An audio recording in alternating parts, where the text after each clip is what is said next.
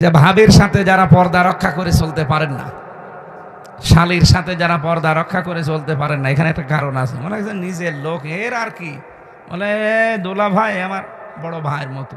কয়েকদিন পরে দেখা যাচ্ছে দোলা ভাইয়ের সাথে আল্লাহর রাস্তা চলে গেছে। এই জন্যে নবীজি বলেন, একজন পুরুষের জন্য দুইজন মহিলা পৃথিবীতে সব চাইতে ভয়ঙ্কর। একজন হচ্ছে তার শালী, 2 নাম্বার তার ভাবি। আল্লাহ এই দুইটা থেকে আমাদের ঈমান বাঁচানো খুব দরকার।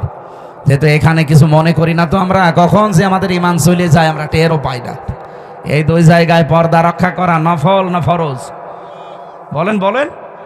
একজন মহিলার জন্য 2 জন পুরুষ মানুষ সবচাইতে ভয়ঙ্কর এবং ঈমান কেড়ে নেওয়ার মতো। একটা হচ্ছে তার দোলা ভাই, আর একটা হচ্ছে দেবর।